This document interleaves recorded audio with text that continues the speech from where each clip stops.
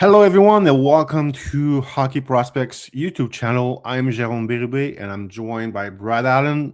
We have a big show coming up today, Brad, as we're going to discuss the 2026 World Junior Hockey Championship.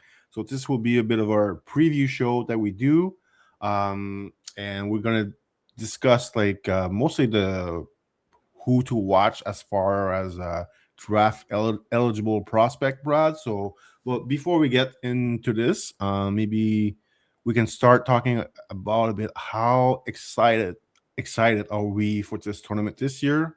It's not always the case.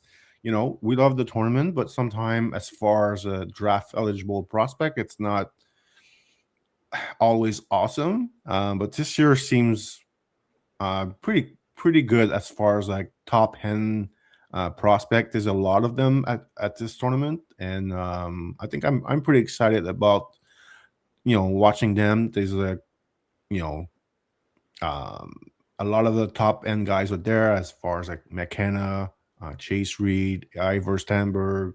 Uh, we're gonna talk about all of them, but how's your excitement? I guess rating for this tournament to start, and a lot of things could happen in the tournament. Also, that could affect a bit what we see for the draft because could be some movement happening with how we how some of those guys will perform in Minnesota in 1 week.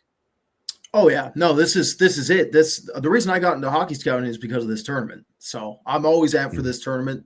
I think it's like the most underrated tournament in sport in general. Like if you ever want to try to get somebody into hockey that's never really watched it before, this is the event to do it for sure. I like this in the Pride Grand Prix back in the day in MMA's glory days in the early 2000s. There's nothing that touches elite Pride Grand Prix and elite level World Junior.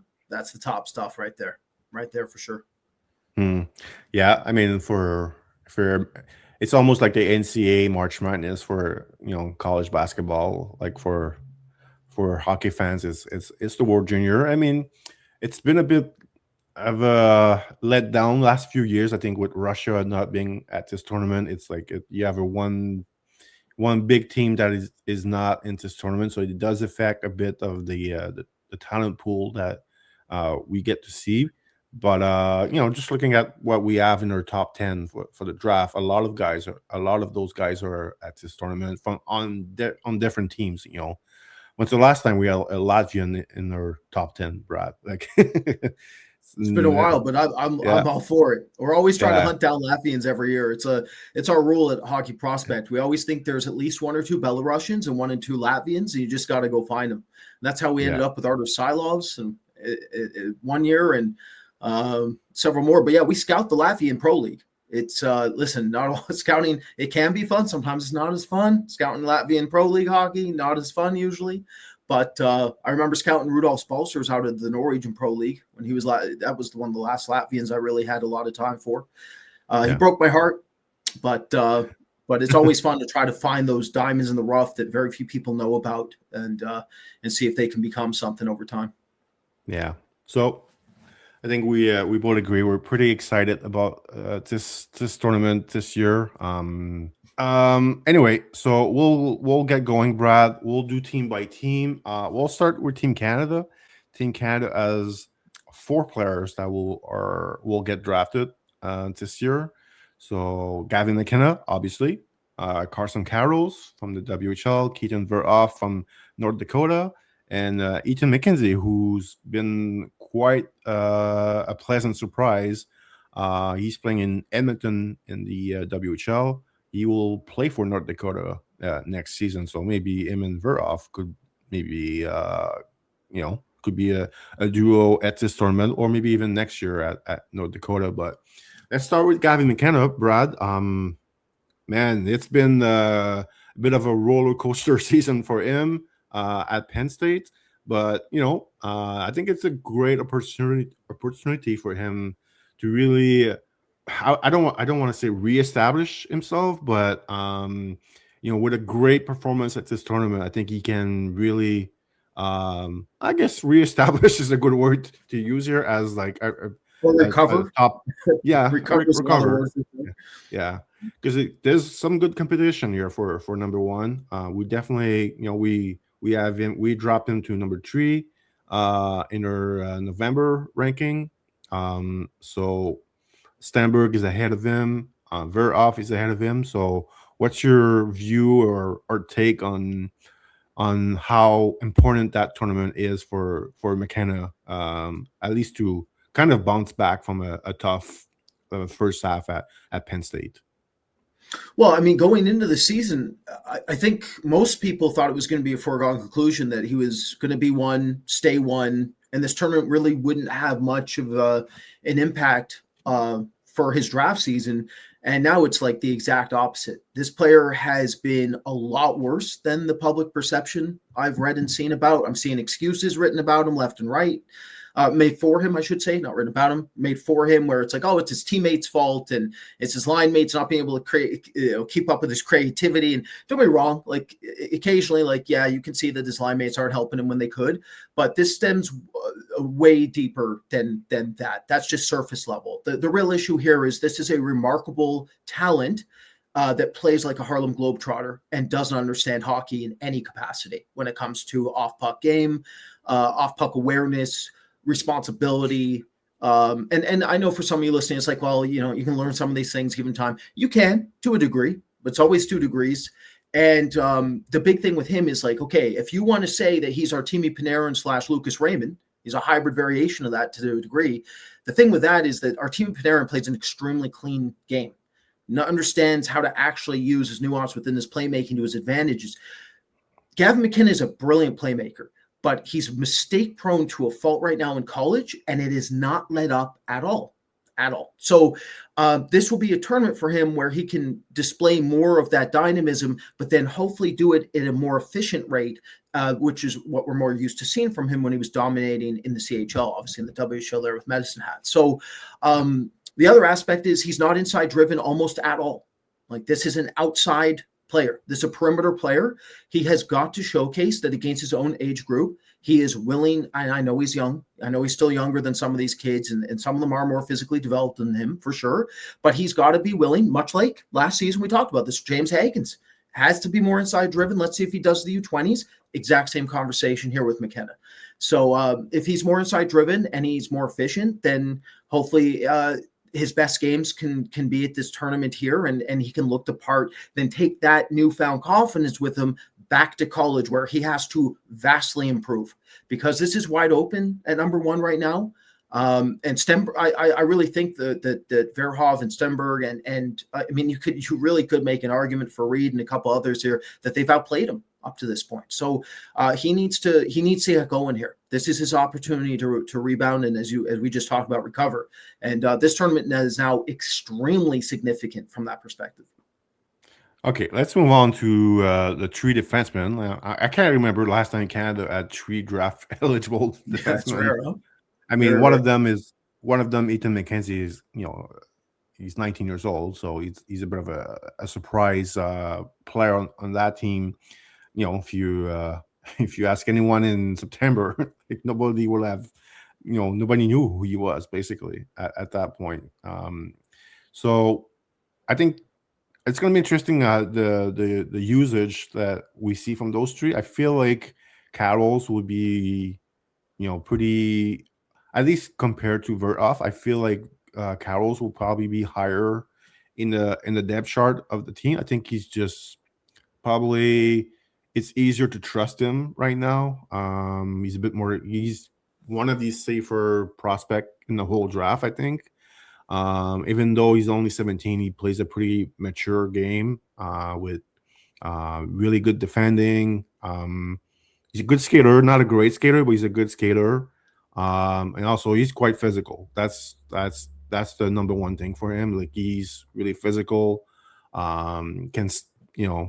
You play against him, you need to have your, you need to be aware of him on the ice, because he can, in the neutral zone, he can surprise with like big time hits. So he has pretty good timing with open ice hits, which is kind of hard to have. Like, not everyone can have like those those timing open ice it. So I think he's going to play. Probably not a power play guy at this tournament, but I think he's going to have a good role on the team. Maybe we can just talk about all the three at the same time, Brad. Ethan McKenzie is the big surprise here. I mentioned Carroll's being a good skater. This kid can really skate. Like I would say that's the base of his game. His footwork, his great skating. That's one thing. Also, he competes hard. Like, he defends well. So there's a lot to like here. A few mistakes here and there that I saw when watching him, but nothing too crazy. And we're recording Thursday, so game 1 against Sweden in the pre-tournament game, he was quite good. So and very off. I think the main thing for him is to limit his turnovers. He did that for the most part in that game, except for one play in the third. But so that was that was one thing. At least we noticed that even though we have him number 1 right now, it's not a set in stone number 1 ranked player right now. I think it's pretty, as I mentioned, it's really wide open. So very off. We all know about the power play value that he has with his shot. Is very unafraid to shoot the puck, and also does a really good job at getting pucks on net. Like, it's one thing just to shoot all the time, but he finds the shooting lane really, really well. The thing with him will be the turnover sometimes are a bit too high. So that's the thing that he will need to work on. And obviously defensively, he has enough footwork and skating to not be too much of a concern defensively. And obviously he can really play a physical game. He's also very, very young. He's I believe a July birthday. So this is this is not a finished product here. When you think of him when he's 24, 25, like he's going to be a beast. So yeah, that's a bit of my quick take on the 3 defensemen. I expect Carrolls and McKenzie probably to play a bigger role on Team Canada this year than Verhoff. But in case of Verhoff, it's probably a limited role this year, but probably will play a huge role next season, unless he plays in the NHL next year. But I'd be quite surprised that if he plays at 18 in the NHL. But who knows? Brad, maybe your quick take on how you see those 3 defensemen for Team Canada here. Well, when you combine them together, I mean, every single one of them can shoot a puck. Like, that's one thing that they all have. Like, Carroll, to McKenzie, to Verhoff, like, they're all extremely dangerous from the line. So that gives them a lot of options, a lot of matchup options for them. Gives them a lot of opportunity to mix up on the power play if one of them struggling a bit out of the gate too. So I really like Canada from that perspective. There's a ton of versatility when it comes to power play options and just trying to get pucks on net. And as you mentioned, like that's in this type of tournament, like sometimes it's not about the fancy plays. Sometimes you just got to get something on net and make something happen out of it.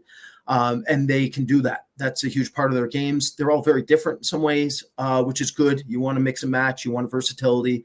But to your point, like from a scouting perspective, what are we looking for?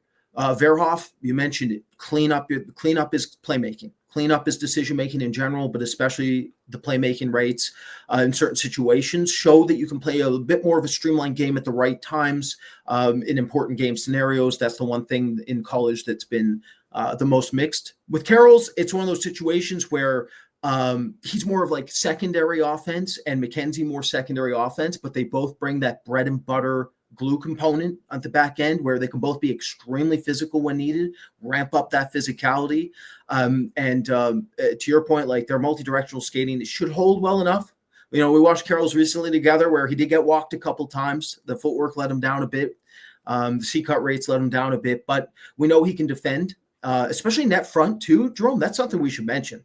Like the net front, these kids can defend the net front. So that's going to be a huge component of their success too, is being able to box out opposing teams, making sure players like Frondell can't get into the high danger areas there. So it's going to be interesting to see how the pairings line up here. It will be interesting to see from a rookie perspective how they deal with the pressure. Yeah. What about Mackenzie? Do you have any input on or any take on him? Because he's quite interesting. His draft year, he was hurt, only played 20 some games. Had a decent season last year, but I feel like if you go undrafted 1 year, it's really hard to make people notice of you. If you go through one draft. So he went undrafted again last year, and watching him this year, I think a lot of NHL teams are probably kicking themselves not picking him in the 6th or 7th round last year, because he's going to go way higher this year. So what's your quick take on Mackenzie? Oh, the thing's interesting about him is, like, for most defensemen, you want him to not be too loud. You want him to be quiet for the right reasons, because they're mistake-free and everything. The thing with Mackenzie is very loud, but in the right ways. He's extremely physical. He can take out players, erase players. But he also has a heck of a shot.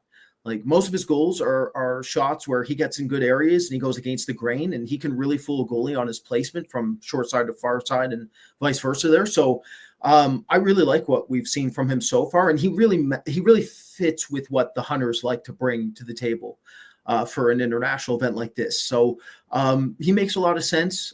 There's actually some overlap with him and Carroll's, really. Like, I think him and Carroll's have some similarities there, where they're both very physical. They both bring secondary offense, but like high-end secondary offense. They're not just a one and done at the line. These are not just stationary shooters on the back end. They can actually quarterback a power play. They can move pucks. They can activate. They can do those things. So it's for sure, I think, actually one of Canada's main strengths is their defense. I mean, Canada's stacked. It's Canada. But I really think that this team is more likely to get the gold back relative to what we've seen the last couple of seasons here. Yeah. I mean, you look at Cameron Reed that is on the team. I look at Mackenzie and I'm like, I see a better version of Cameron Reed with that player. So I'm curious to see what the Mackenzie's ice time will look like in the tournament versus Cameron Reed. That they're pretty similar. Like, really, both are really can skate. Similar size. I think Mackenzie's a little bit bigger than Reed, but like not by much. But Mackenzie's a lot more physical than Reed. Defends better, I think, than Reed. So it's gonna be interesting to see him in Minnesota at this tournament. So let's move on, Brad. Second team Sweden. Ivar Stenberg, William Hackinson, Viggo Bjork, Kasper Justavara Karlsson. So they have 4 guys. So let's talk about a few about those 4 guys. Let's start with Stenberg, who's he can't do anything wrong this year. Like, he's been incredible with Faranda. And this is going to be a really great matchup for him at this tournament when he goes head to head with McKenna. Like, I think it's going to be really interesting to see him against that Canada's defense. How is he going to do? Like, we're recording Thursday, so Saturday they're playing a preseason game in London. So Canada Sweden. So we're going to see Stenberg there, but preseason pre-tournament game, let's not get too carried away with it. But it's a first step here. So I'm really looking forward to see Stenberg. I think he's talent level is really high, but there's just no weakness in this player's game. That's, like, I think the big difference between him and McKenna. McKenna, there's a lot of question mark. Like, he needs to improve that, and Stenberg is like, that kid is pretty complete, and it's showing in the SHL. Like, last time I checked, he was a pretty, like, I think when we released the ranking, he was like top 10 in scoring in the SHL. Like, I didn't check back since, but you're a draft eligible player and you're top 10 in scoring in the SHL. That's pretty impressive. I remember Leo Carlson was not anywhere near that in his draft year, and we really really love Leo Carlson. But Carlson was more of a what is he going to be? And then we thought give him time, he's going to really going to be good. And I think this year has proven us, we were right about Carlson. Stenberg is like what you see right now is like it's pretty much what you're going to see in the future by him. He's not going to get that much better, but he's really damn good also right now. So I think it could be like a really really fascinating tournament for Stenberg and establish himself maybe as like the true number one guy in the draft. Like if he has like an amazing tournament and Sweden goes deep in tournament, maybe wins the tournament, like that's could be really huge for Stenberg and really establish himself as the true number one guy in the draft. What's your take, Brad, on maybe what Stenberg could accomplish in this tournament? Because Sweden, they have some guys. They have up front. They have some weapons to play with Stenberg. They have a scary offense. They got the offense on lockdown. They're not going to be easy to deal with. Their power play could be ruthless, depending on how things go. So to your point, what's interesting here is like you mentioned it, growth rate, right? So the thing with Stenberg, which is going to keep some NHL scouts hesitant about his number one calling here, is that basically, as you mentioned, what you see is more what you get. Where with Verhoff, way more growth and development is ahead of him, and even way more with McKenna because there has to be. Right, McKenna is nowhere near as complete. And is very slight and lanky and needs to fill out quite a bit as well. So Stenberg is way more powerful than McKenna. It's like it's not even close. McKenna can't keep up physically at the college level. Stenberg is like out-competing men in the SHL on the walls. So growth rate potential-wise, Stenberg is basically complete and the rest aren't. So it's one of those situations where Stenberg's basically have to totally dominate in order to force, I think, some scouts' hands. That's basically how I see it. Like him versus McKenna, like he's going to have to outproduce McKenna at this event. He's going to have to outcompete, just destroy him in a head-to-head. And even then, there will still be scouts that will no chance that they'll ever put this player number one because he's a small winger, and there's no chance it will happen, right? So it's one of those things where the best case for him is he just does what he's already done in the SHL, and that's break records and look remarkable. Like you just keep doing what you're doing type of thing. There's no sort of recovery window for him because he doesn't have anything to recover from. He's been absolutely ridiculous in the SHL, like ridiculous production, ridiculous performances. For my money, he had one of the best performances I've ever seen out of a draft eligible in the SHL already. And like, it's not even Christmas. It's like, usually it takes a bit of time for some of these kids to acclimate. It's taken zero time for him to look special. So, one thing with Sweden at this event is like, is this the best we've ever seen for draft eligible forwards at one time at this event? Like, this is really good. Which brings me to Viggo Bjork, which I think is the most underrated player in this draft right now. This player is awesome. He is absolutely awesome. So look for Viggo Bjork to be able to keep up with Stenberg, essentially. That's what I'm trying to say. he's really good. Really, really good. He's also in the SHL. If any of you have not an opportunity to see him, he's also he plays in Djurgården system. How many points did he put up, Jérôme, last season in J20 as an underage? 70, 75 maybe? Yeah. That's the most like I've ever seen. That is the most production. It's funny because everybody talks about how he's, oh yeah, what's the ceiling though? When you put up 70 points and you're -1, you got a high ceiling. Don't worry about it. So look for Viggo Bjork to make some noise here. I'll be honest with you. I kind of hope he doesn't have a great tournament. that way he can go under the radar a bit, and we can give you a told you so later on. But we'll see. And the other one there, like we really should talk about Hansen, is he's a big rig swarming defenseman. We've talked about him on this podcast before. If any of you want to check out a more in-depth breakdown of him, we have it here. But he is very important for this team because he needs to eat minutes and eat up ice and pressurize everything coming his way. And the Swedish defensive units here, like they don't have like he's basically the only like real true insulator that they have that they're going to be running here. So he's going to be very, very important. For us from a scouting perspective, it's all about the retrieval and exit rates. We want to see how he holds under high pressure forechecking situations and how he deals with two people bearing down on him simultaneously type of thing. See if he can hold. He's held in the SHL, so we're expecting him to hold here. But admittedly, like he does have limited minutes in Luleå, so it's one of those situations where he is getting matchups that are more favorable for him. He's getting third and fourth line players coming after him in the SHL. So this will be an opportunity to see him against world-class junior competition, and it will give us much better intel exactly what we're dealing with when it comes to his projectability.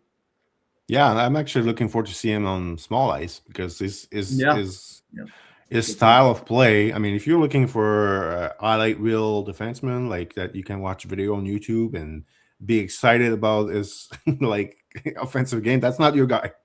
But unless you put a highlight reel of shot blocking into the face, that's something that's really good at. That's the one area. Yeah, people don't get too excited about this. They want the fancy offensive move. But yeah, I think smaller highs. He's a shutdown guy, so it's going to be interesting to see him on smaller highs against Canada, USA, even Czechia. Czechia has some big guys up front that Sweden will need Atkinson to be like their number one shutdown guy. So I'm looking forward to see how he does. Viggo Bjork, as you mentioned, like he's pretty underrated. Yes, he's small. Yes, he's not like the fastest skater for his size, but man, he's really good. Like really talented, really smart, really like competes really hard. My first, when you start watching him, you're like, oh, he's a bit undersized. Maybe the skating is not on point. And then when you actually watch him in the SHL and you see how he thinks the game and how he competes, I was kind of blown away in some of my viewings this year. Like to hold at the SHL level like he does at 17 at that size and not being an explosive, fast player. It's pretty good. And then you have question mark about his skating, but then you're like, well, he's holding up at the SHL level at 17, so it shouldn't be a factor when you try to project him for NHL when he's 22, 23, 24. So he's just too good, I think, of a hockey player. He's one of those, like, from a scouting perspective for everybody, it's like sometimes this player's just too good. It just doesn't matter. That's what he is. It's okay. He's small. It doesn't matter. It's inconsequential to his game. He's too smart, too gifted. Anticipates play way faster than most other players. Almost like for everybody listening, like Zach Benson out of Buffalo is very similar from that perspective. That's my player comp, Brad. That's my player comp. There you go. There it is. So yeah, it makes sense, right? There is some overlap there. Benson wasn't a great skater. He was small. It didn't matter. He anticipates to play way faster than almost every other player. Processing rates are through the roof. That's what you have to have, and Bjork has that. Playmaking is unreal too. So okay, maybe a few words on the last suite. He's a late birthday, Casper Silvera Carlson. Not a big guy. We watch him. We watched actually a game together yesterday, and we're like, man, he's less than 5'9". I don't know if he's 5'9", but it doesn't really matter. He is like his compete level is a 9. I don't even need to watch him much more than that. I know his compete level is his best asset, and he's actually skates pretty well, which obviously for, I would say, 5'8" guy, like he has to. Not a crazy upside offensively, I think, for me. But I think when I project him for NHL, I think more as a depth guy, and who brings energy on your fourth line. I think that's what he's going to do with Sweden at this tournament. He's going to bring some intensity. He's going to bring some compete. So I think he's also very easy to notice on the ice. If you watch the game, you don't notice him, there's a problem with you. He's very noticeable with his work ethic on the forecheck. So I like this player. For this tournament, like for the NHL, like it's it's a maybe. Throw the But comps straight. Give the people the comps. It's I he's do, basically what Rocco Grimaldi and Nathan Jerby are. That's basically yeah, what he is. That's what his role will be. That's what you'll yeah, see here at the U20s, and he'll be the guy where if the team looks flat, you put him right out there, and he's going to hit everything because he thinks he's 6'5", and yeah. that's what he is. I think he could be also a really good PK guy with his speed, with his Absolutely, anticipation. pressure the blue line, yeah, critical. Go full Paul Also, his Byron. name, Juice Tavara. What a name! Juice Tavara is his middle name. That's a sick name. I hope his nickname's Juice. You can only hope. I'll find out Yeah, this tournament. hockey nickname are not always like the best. So No, it depends. he's no Daniel Butte, who has the best nickname in hockey. Well, All what's the right, second? let's move on. You got to say the nickname. What's Daniil Butte's nickname? It's Cheeks. That's pretty good. Yeah, that's pretty good. It's Yeah, hard to beat that one. yeah. All right, let's move on Voronkov too. to Come on, Voronkov. We're going to do nicknames. Voronkov's nickname is the boss, the big boss, or something. That's pretty good too. There's some pretty good ones out there. All right, let's move on to Finland, who is the big rival of Sweden. We have two draft eligible prospect here, first year eligible, Oliver Savento and Juho Piparinen. So let's start with Savento, who really made a huge impact in August at the Elinka tournament, where I was like, wait, I saw him last year. He was not as good as this. Like, so big improvement over the summer for him. Looked really good playing with our boy Oscar Hemming at the Elinka. Unfortunately, Hemming not into this tournament because he's not playing. But that's another story for another episode later on. Yeah, Suvento, big kid, young, very young for this draft class. Um, you can argue about the upside offensively. That's still, I guess, a debate. But there's a lot to like with that player. And I think, like, as of this recording, we don't know if Konsta Elenius is going. So Finland will need all the help they can get down the middle. So I think Suvanto role, if Elenius is not there, I think Suvanto's role could increase. He's young, he's big, he plays the right way. His skating looks as improved since August, which is a good sign, but not really surprising, because he's usually bigger guys that it takes a bit more time for them for their skating to get to get to a certain level. And we're kind of see Savento skating slowly getting better, and that will help him. I know we're talking off air, but like we're like discussing, is he center, is he a winger? And obviously if the skating does not improve, like he'd probably be more of a winger. But with the improvement with his skating, looks like the projection to play down the middle is the safe one. So yeah, I think he's gonna be pretty important for Finland. Like he's a worker. He works hard in all three zone. He can kill penalties. Offensively, there's nothing too crazy about him, except the playmaking is, I think, underrated. And he's not a good Well, shooter. what about the hands? The drum. Hang on. Now the hands are pretty magical Oh, sometimes. He's had magic mittens occasionally here. I was not done. I was not done. So yeah, he's gonna score his goal around the net because he's not a really a good shooter yet. So, but he does have, like as Brad mentioned, like his hands can be quite surprising at times. So so we'll see. We'll see how much of a finisher he is. But that's maybe my concern with this player. But the my overall look at this player is like he's going to be quite popular with NHL teams. First of all, teams are crying right now to find centers. They can't find center anywhere in the NHL. Like trade option, it's always find a number two center, find a number two center. So don't center will go high in this draft, even though maybe they don't have the best upside. They will go high because teams can't they can't have enough center.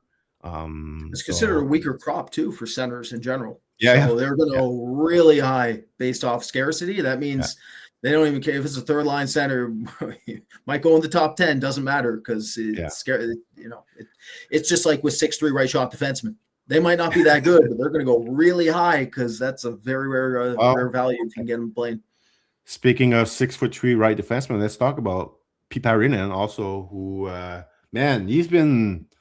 I have struggled with this player since last year, watching him at the U17. Like you, I think we as scout we try to understand the player, like what is he, and I feel like Piparinen has been a tough one for me. Like some games he looks like more of a shutdown guys, and then other games his puck his passing ability is really stands out. So I still don't know exactly what he is, but I feel a lot better about him with my past few viewings of him than I did in maybe October. So he's getting there. He's not playing a lot in the Liga. Like he's getting a regular shift, but it's not like he's not playing 20 minutes, obviously. So he's getting 10, 12, I would say on average. So yeah, I think it's going to be a big tournament. And also the Finn, their decor, it's not exactly it doesn't really stand out to me. So I think Piparinen could get some really good good ice time for them and play also on the special teams. Maybe depending on a power play or PK. So I think he can probably play on both special teams in this tournament. So I'm excited. I'm excited to see Finland. I'm excited to see those two prospects. Brad, maybe your take on those two guys that could be pretty important for Finland at this tournament. Yeah, I mean, I think they sum up the beautiful nature of what we're about to watch here at this tournament, and that's the fact that usually first-year eligibles that we actually need to care about as scouts, they don't get the ice time that you typically want to see. But as Jérôme mentioned here with the Svanto Piparin, I think they get prime ice time, which is going to be enormous for their evaluation, and that's true of most of the first-year draft eligibles at this event. Like they're going to play a lot of minutes, most of them, and that's going to really help our cause and help this draft's cause. This is an opportunity, I think, for Svanto and Piparin to both really put themselves on the map.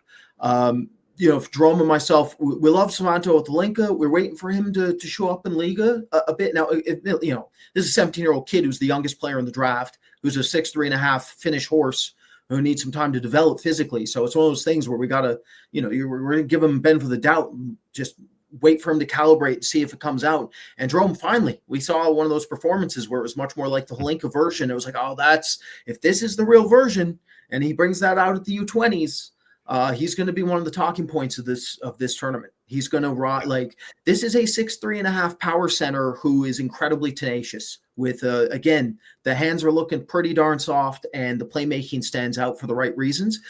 So there's a whole lot here. If he can have a heck of a tournament, I mean, he's going to skyrocket up some lists if he's not already. Let's put it that way. Yeah. With you, Piparin, I was with you, Jérôme. It's like, what are you? What is this player? What's he going to be? How is he going to carve out a career? And he falls into the dreaded, I do emphasize dreaded category of a puck mover, where most puck movers fail to even make the NHL without further specialization. But he is starting to look better defensively at the league level. He's showing better pace. He's more competitive, more tenacious, more willing to physically engage at the right times. Support options were a little better, I thought. So it's one of those situations where I think he's tracking in the right direction. Can he continue showing that at the U20 level here, where it's going to really ramp up in the intensity? I'm very interested to see how he looks. But to Jerome's point, the one thing a puck mover must have in order to actually translate is a exceptional processor. You've got to be able to move pucks very fast, one-touch options up the ice very, very quickly. He does do that in Liga, and if he can do it in Liga, theoretically it means he probably can do it here at the U20s on smaller ice, and that will be, from a scouting perspective, that is absolutely what we'll be watching. It's can the playmaking that we see in Liga, can that be displayed here? And then can he defend off the rush, and can he show a little bit of grit, a little bit of vinegar, a little bit of determination when it's necessary defensively? Yeah, I mean, watching him in international games, he's been more physical than he has been in the Liga. So, and we Mhm. saw a bit of that in the last game we watched, like he's a bit more physical. So that's good. I'm gonna be curious to see to focus a bit on the skating, the footwork. That's a bit of my one concern I have. I guess the skating will be fine when he's get more stronger and he's a 6'3". He's also very young for this class too, so Mhm. let's not forget about that. The footwork is a bit a concern. He tends to get beat wide, and I'm like, this will have to get better, cleaner, um, at the NHL level, because he's gonna be in trouble against like really fast players. So let's see how much better he improve that. But for this tournament, it won't matter too much. He should play some really big minutes for Finland. So let's move on, Brad. Let's talk about Team Czechia. We got three guys here. So they still have to make some cuts here for that team. So we know Novotny will be in for sure, but Vanecek and Draverki here, they might not make it. Or if they do it, they're probably going to be, you know, Depth roles. depth Yeah. player. Yeah, because the Czech they have a good team. Their decor is quite good. They have like five legit good defensemen on their back end. So we'll see if Vanecek and Dravicki, if they make the final cut. But even if they do, they're not gonna, unless there's injury from the top five on their back end. Like I don't know how much of an impact they will have at this tournament. Um, and to be fair, like uh, we're not too crazy about those two prospects. Going like if we're talking NHL draft, Vanecek is like he's fine, but there's no real what's his standout quality, and we didn't find it. Like Brad, you have a great player comp for him that you mentioned to me last night. I don't know if do you remember? Yeah. Jorian Donovan. Yeah. Yeah, I yeah. slept. It doesn't look like I did, but I slept, I swear. Yeah, we had a pretty long session last night, everyone, just to try to make this work, make sure we catch up on everybody that's actually going to be at this event. But Yeah. yeah, there's some Jorian Donovan, which means like good junior, like solid pro, but unlikely I, for the NHL. he's getting draft for sure, but Mhm. is he? Are we like really really high on him? No, and it's a bit the same thing for Dravecki. He's got talent. He can Mhm. skate. Skate, yeah, Um, but I don't know. We're not too crazy about projecting him for NHL. So let's talk about Novotny because he's a lot. He's super interesting, super fun to watch. Shockingly, he had like a very slow start to his OHL career. Remember, like he played pro hockey last year in Czechia, so you would think he would have come in and just start, dominate the OHL, and took him a while. And then now he's playing much better. I mean, at least production wise, like his production was really bad at the start. So now he's scoring a lot. I mean, the thing with him is his ability to score goals and ability to shoot the puck. It's very impressive. You just have to look at how he scores his goals. It's his shot is he can score from anywhere in the ozone. He can from he can score from distance. So he's very dangerous offensively. There's still some question mark next to his name, I think, Brad. Mainly for sure. some of the decision making at times is like what. A lot of time we call it like ope class or ope plays, like where he will try something that is very very low percentage chance of succeeding, and he still will try those plays. It's okay at times, but like it's almost like two or three times per game. He does try a play hoping that this will work out. So that needs to be clean from his game. But I'm pumped to see him at this tournament. I think Czechia will have a good tournament. They have some good weapons up front and also on the back end. And him and Adam Benak together, it's always been pretty magical. So if they're smart, they'll play them. They should play them together. And their power play should be pretty deadly with those two. So I'm pumped to see Czechia this year. And Brad, maybe a few words on Novotny, who has been quite good lately in the OHL. And now he's off to this tournament, and Czechia, they are definitely a medal contender this year. Yeah, no, Chechia's done a good job in recent years of developing and bringing in more prospects. It's great to see. Honestly, we need more of it. So Adam Novotny, hyper finesse oriented in some way, like super talented. I remember, Jérôme, I told you, he reminds me a lot of Kasperi Kapanen in some areas at the same age, where it's like really can shoot a puck, throws way too many hope passes into bad spots and has a high turnover rate as a result of that, and then needs more off puck, or you can't trust him and you have to reduce his ice time. And then he's one of those types of players where he gives you good goal rates per 60, but then you don't really care about him on a franchise. That's the direction things could head if things don't go right. So from a scouting perspective, what we're really looking for is, can he show more of a complete 200-foot game more consistently? Like, there are times where he'll forecheck well. There are times where he'll backcheck, strip pucks, he'll defend. Those things are in him, but they're remarkably inconsistent. And yes, he is a dynamic talent, but he's not a dynamic skater. He can dance, but he's not a Nylander. He's not of that level of skating. So it's one of those situations where he's going to have to really start learning how to clean up his game a bit and starting to show more of an effort level at a higher rate, because he has a decent frame on him. He's not tiny or anything. So I'm hoping to see that. That's the one thing I want to see. Some sandpaper at this event, and I want him to show better off-puck consistency rates than we've seen in the O. But at least in the O, he is starting to really score like he always should have been. Like, he's really starting to calibrate in North America. He's more accustomed now to the smaller ice, and that should pay dividends here at this tournament. Like, he's coming in now acclimated, so we'll see what he can do. But he is very talented. Yeah, I mean, if he's not scoring, there's a problem. So we got real problems if he's not scoring. Yeah, it's not good.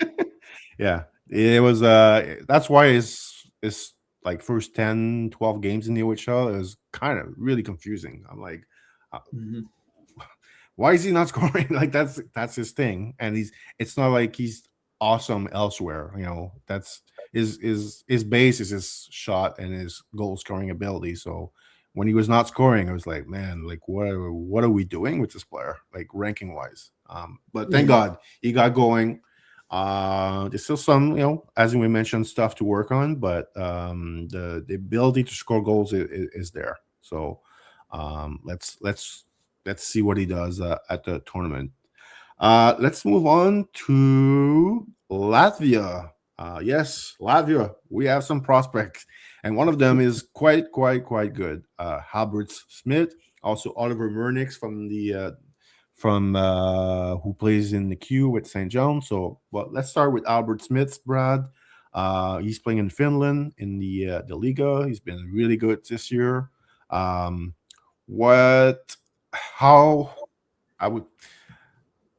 There's other defensemen, okay? So Carroll's is one. Chase Reed is one that we're going to talk about later. So I think it's a really interesting tournament for Smith. Obviously, Latvia, it's not like the best team, but look at what they did last year. They are the ultimate surprising team last year, beating Canada.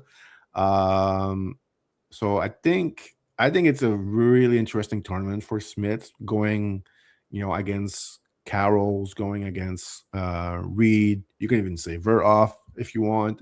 I'm really curious to see how he does, because is really good game in the Liga this year. They were phenomenal. He looked like a top 3 pick in some of those games, but we also saw other games where not as good, right? So I'm curious to see what version we're gonna get from Smiths here. But he's just 6'3", very good skater, defends well, It's just sometimes his decision making is a bit questionable. And offensively, like, yeah, he can make some really high end play, but a bit like Verhoff, a lot of his game is based on his shot. Like, I wish we could see more value with his playmaking in the O zone. Sometimes again, the decision making, the vision is uh, questionable at times, but sometimes it's quite good. So, um, that's a player also that has improved a ton in the past year and like past year and a half, I would say. So I'm curious to see like what's next for him. Because he started the year on fire in Finland. The last few viewings has been a bit mixed, right? So in even he played a tournament with the national team for Latvia in November. So he might actually play at the Olympics for Latvia in February. So I'm curious to see how he does. I really like this prospect, but there's some small question mark next to his name for me going forward. So I want some answer. I want some answer, Brad. uh, hopefully we got some of those answer at this tournament. So I'll leave you with your take on Smiths here. Well, the problem here is that they're not going to have possession very often, and we already know he can defend. So he's going to be doing the thing we already know he can do most of the time. It's the other stuff that we need to see that we're unlikely to see as often as we need. So it's going to be interesting to see what we think coming out of this, if we get enough data out of it, really enough information based off of how much offense they can actually produce as a team with him on the ice. Because to Jerome's point, the huge issue with this player is he treats the puck like a grenade. He just wants to throw it as far away as he can from himself and as fast as possible. And it's led to very mixed results with his playmaking rates. Like, he is way too sharp with his passes. Like, he'll use his beautiful set of hands. He'll get in tight to a net. He'll find that high danger option. Jerome, what we see puck bobbling because the passes are way too sharp. It's not one or two games. It's basically every game. It's been like the main error with this player, like the main issue, the main flag with this player has been how sharp he passes a puck. And to your point, like the one thing I do look forward to is when they do occasionally draw penalties, we do get to see him quarterback a power play at the junior level here. That will help. That will help us determine some things. So, we think for sure the defense will hold. It's all about if the offense can translate. Can we see more? Can this be something similar to what we saw with Mort Seider? Different tournament, different event, but Seider in his draft year, when he was in the DEL, the one aspect was like, what is the actual offensive ceiling? And before the World Championships happened, we had to watch him at the U20 level, but he was with Germany, so he was in Division I. So it was lower quality competition, but we did see a softer catch and release. We did see actual puck movement that displayed maybe a quarterback, power play 2 upside. And I was like, oh, okay, now we're starting to really simmer here with what the expectation could be with Seider. And that's why we had him as high as we did. We had him top 10. Where most of the industry thought he was just a pure shutdown player. So these tournaments can matter for these types of players. They really can. It's just in his situation with Laffy, can he get enough offensive touches to really showcase what he can be for us? Yeah, and like I love guys. He's pretty chaotic on the ice, and I love that. But sometimes I wish he was and I hate players that are passive. I have no time for players that are passive. But sometimes I wish he would like be a bit more passive and just like let the game come to him and just be a bit more poised out there. He's very chaotic, a bit like David Jiricek was in his draft year, but the big difference is that the skating ability is not even, it's not even night and day. close. Yeah. I'm really excited to watch him at this tournament. And also the Latvia fans they are awesome. So hopefully they are, there's a lot of them in Minnesota, hopefully. So they always make games a lot more exciting because they love to watch their team and they love to party. So Oliver Murnix, the second Latvian, we watched him last year. He actually played on that team last year at 16. This year he's in the queue and things are not going like as well. Only 3 goals right now in 22 games. I don't think anybody really predicted that at the start of the year. Like he scored 15 last year in the USHL, so um, that's a very smart hockey player, very good details, but obviously the lack of production is a big concern going forward for him for the NHL draft. Hopefully, he can use maybe this tournament as a confidence builder and come back strong in the second half of the season for St. John. But like I said, I like the details. Very smart.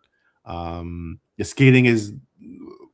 I mean, we're talking about production being an issue. The skating is an issue for me, so that will need to get a bit better. But I'm a bit worried because it has not really improved since last season. So that's a bit of a concern I have, like how much better the skating will get. And he has to produce. Like it's the cue. Like it should be his production. He should be a point per game player, right? So if we're talking about top 2 round, top 3 round, like he has to be in the close to a point per game, right? So hopefully finish the second half, much better than the first half. But he's gonna be an important player for that team.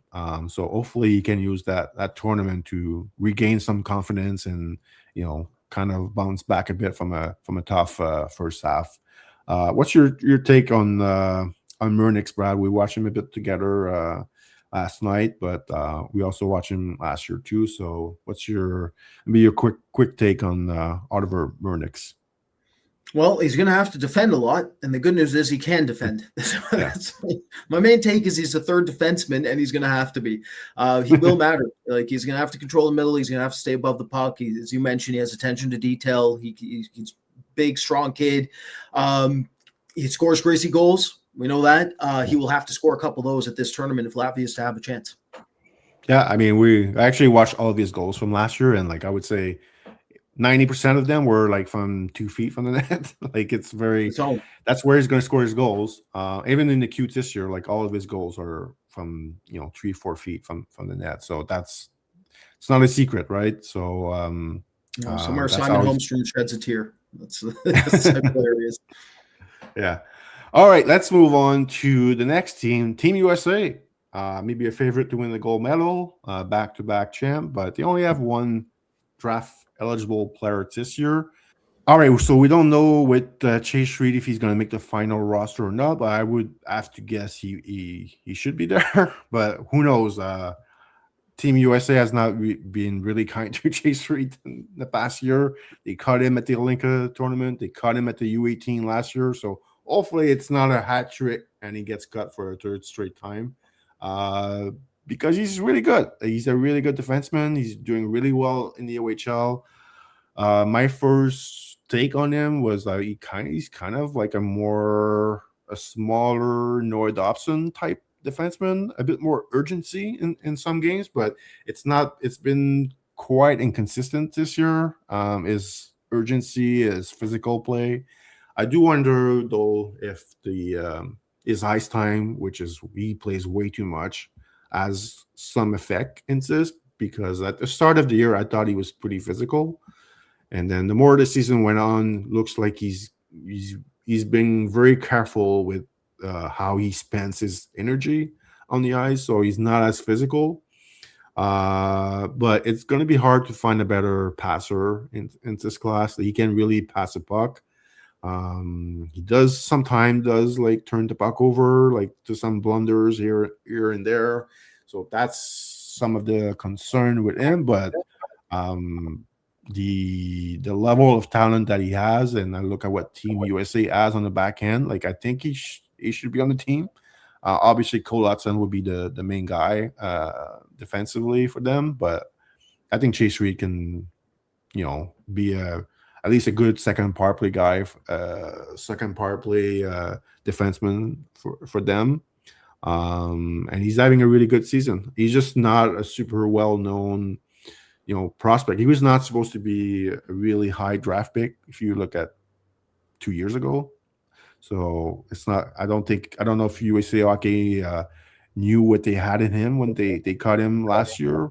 And for this draft, he's as I mentioned, like it's gonna be hard to find a better passer than him. Like he can really pass the puck. He can really play the power play well. So there's a lot to like with this player. I'm curious to see.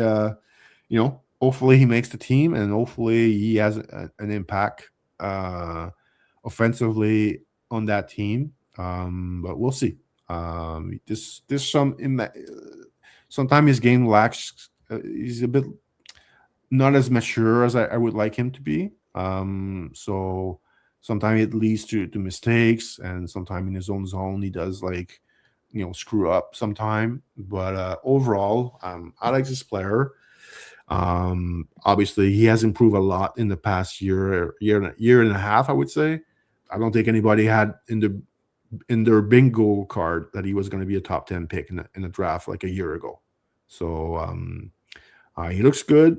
Just some things to work on, but as I mentioned when talking about Smiths, it's going to be fun to watch the top D in this class at this tournament. Verhoff, Carroll, Smiths, Reed. It's all guys that could go, maybe top 5, top 7, top 8. So that's one of the top storyline for me. It's watching the D at this tournament, see how they compare to each other. So, Brad, what about Chase Reed? What's on your mind? Yeah, just to your point, like there's some inconsistencies, and this is a beautiful tournament to find out if he can clean some of that up and show that he can match urgency defensively at a higher rate. Like there's times where, like there's a bit of Bouchard in him, where he'll be flat-footed, stationary at the wrong times, doesn't support correctly, doesn't positionally switch as fast as he needs to. And then there's other times where he defends perfectly fine and looks the part and is engaged. And to your point, how much of this is the fact he plays the entire game? Like he doesn't. I've never seen him off the ice. So I don't know what to tell you. It's like a week skips when I have to watch him play because of how long he plays. It's ridiculous. So, I mean, that's a testament to how much the Sioux rely on him, though. I mean, he's good. He's really, really good. If this goes right for him, I mean, we're having those conversations where is he relative to Verhoff, McKenna, Stenberg? Like he's up there. Like this is open. Yeah. This is an opportunity here for him to be very, very important. If politics don't play a factor and actually makes the team, we're gonna find out. It's a big one. It's a huge one for us. I mean, at his best, he's a guaranteed top 5 pick. But we need to know if the best will be. We need to see the best more often, basically. So, but at this point, he's top. Yeah, we have him top 5. So we'll see. I mean, there's some competition, right? Carroll's is coming strong. Albert Smith is very interesting. There's other guys also like not even defensemen, but they're moving up the list. So it's gonna be interesting where Chase Reed finish in June, but I'm curious to see how he unless they cut him, which would be not good. But I'm curious if he makes the team. I'm curious to see how he does at the tournament. All right, let's move on to Switzerland. We have one prospect for that team, and it's Lars Steiner from the Rwanda Husky in the queue, second-year player in the queue. He actually got hurt this year. I was a bit worried. I was like, is it going to affect him at the World Junior? But he came back mid-November. He missed about a month. Really fun player, Brad.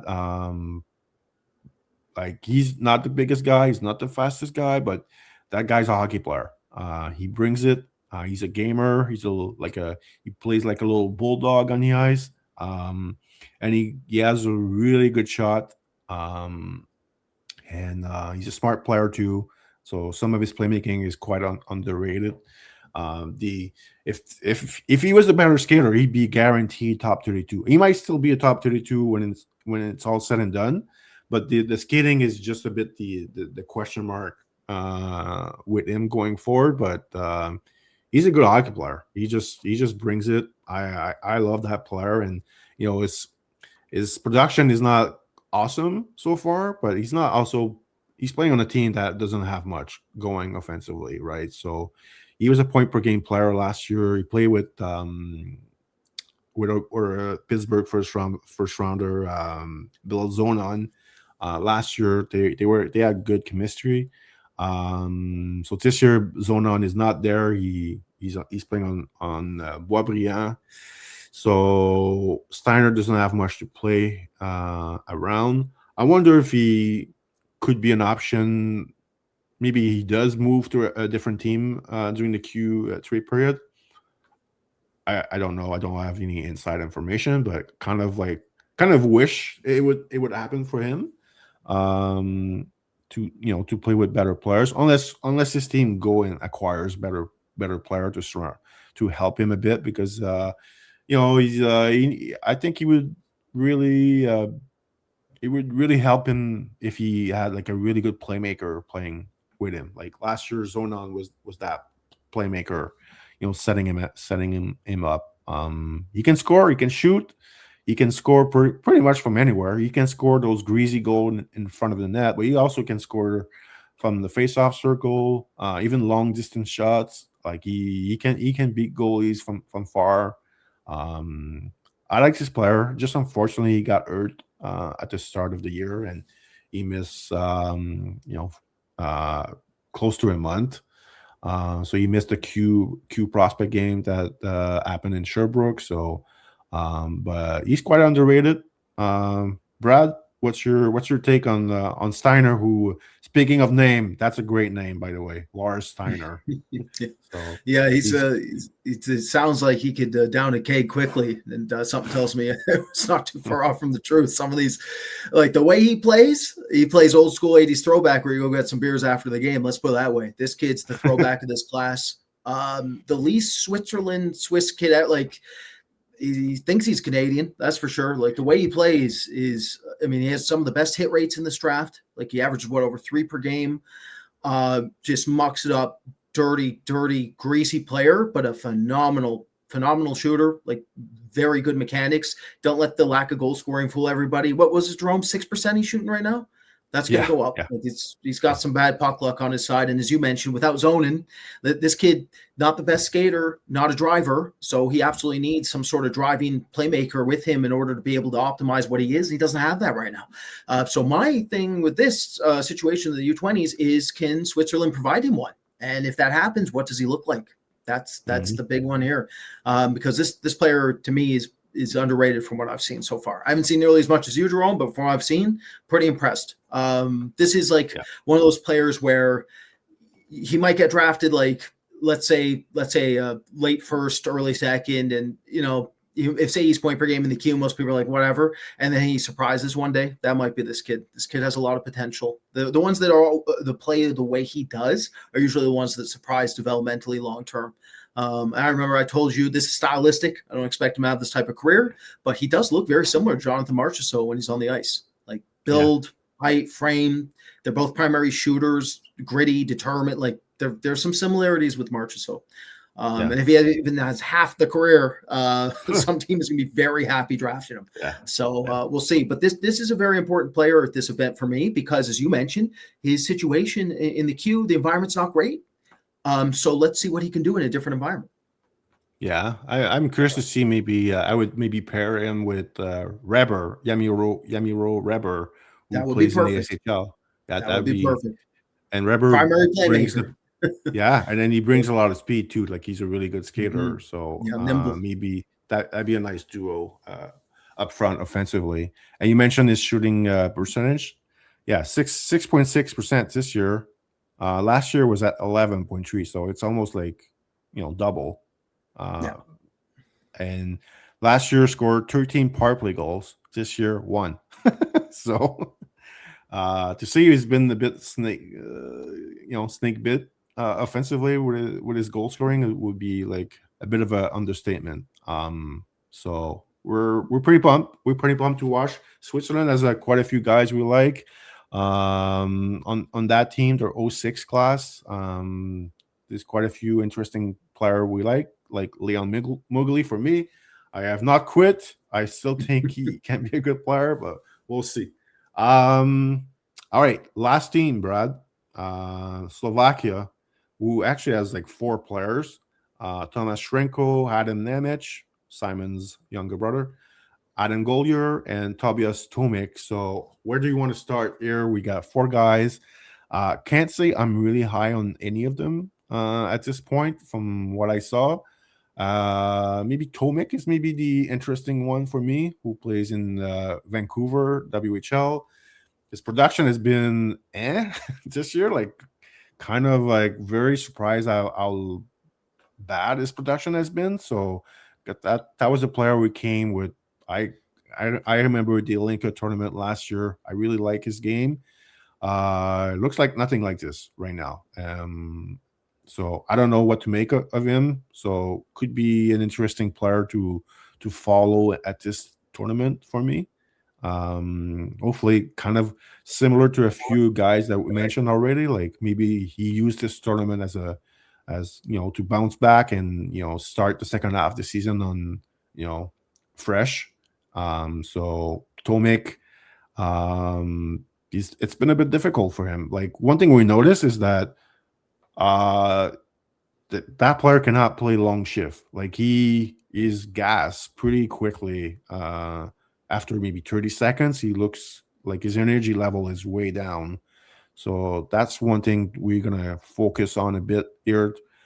Maybe we got the wrong game, and that was it. But I mean, that might explain some of his lack of production, this year with Vancouver. So, Brad, maybe you want to talk about Tomic and some of those other guys, and we can wrap it up after that.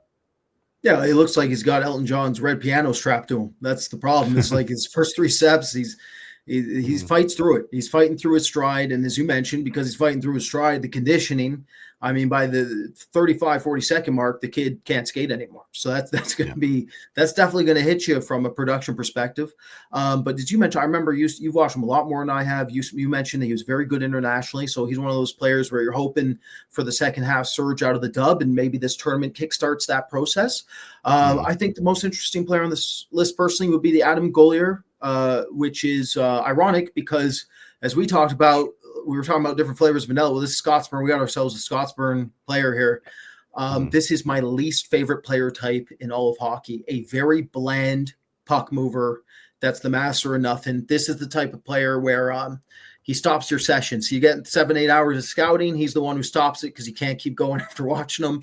I hate to say it like that, but it's true. That said, I did say he's the most interesting player because I think he's actually the only one of the 4 that really has any hope of translation at this time. From the little I've seen of the 4. I will say I haven't seen as much.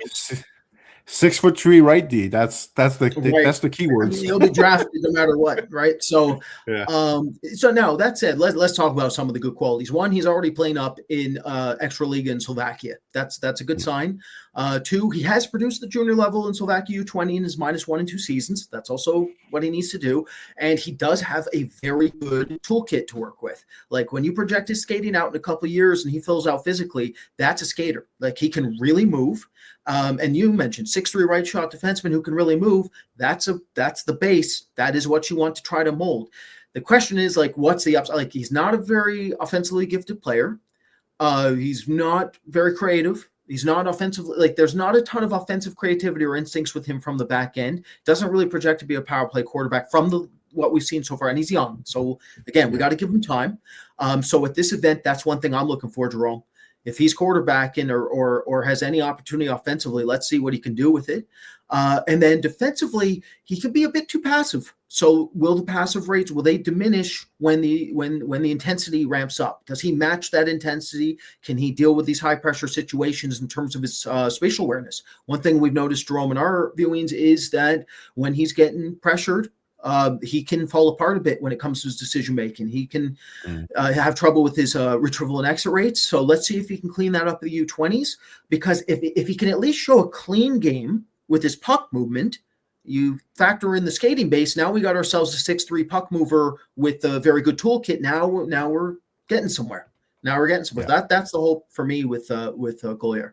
Yeah, maybe we got some bad viewings, but you had a player comp for this guy, and maybe we got the wrong games. So we'll see. Maybe our opinion will change at the World Junior, but Carlos Sandel was the player comp you came with while watching him. So it's not really Carlos Sandel was not really a player we had much time for. So he ended up being drafted by Montreal in the sixth round.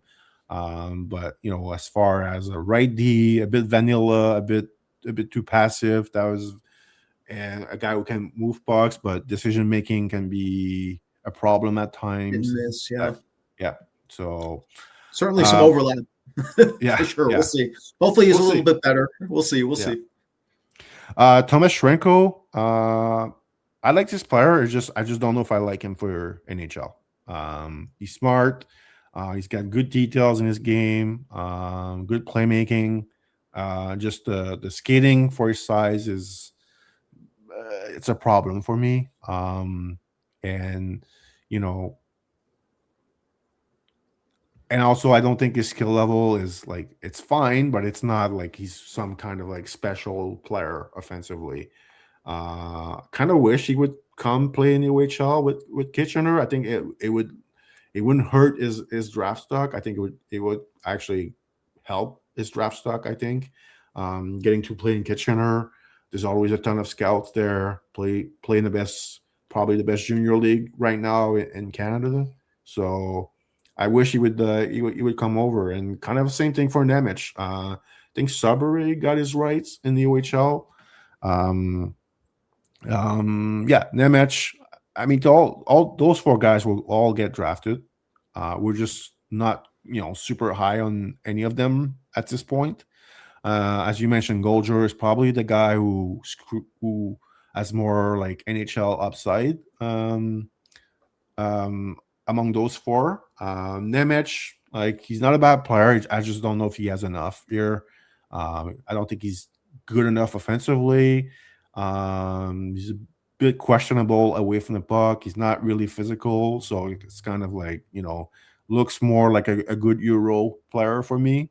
And Shrenko, I wish he was faster. I wish he's a bit more dynamic offensively. Because he's got a good hockey brain. He thinks the game well. Good details in his game, but he might be one of those good Euro type prospect for me. So we'll get drafted, but probably not really high on the hockey prospect list. So we'll see.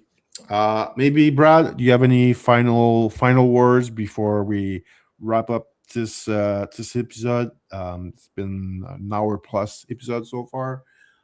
So I don't know if you have any final say about the upcoming tournament.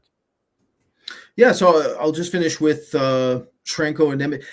Really, like one of these players, the hope is at this event that they can show a bit more specialization. If one of them can show a bit more than we think, this is their opportunity to do that against junior level competition where they're playing against men. So that's the hope. That's the hope. If one of them can show a bit more specialization, then we'll pay more attention to them and move them up accordingly. But that would be the hope. But yeah, this event, it should be awesome. I think this should be one of the better World Juniors we've had in a bit. Even secondary teams that usually have difficulty to spend, like Switzerland looks better on paper than usual. The Czechia looks really good.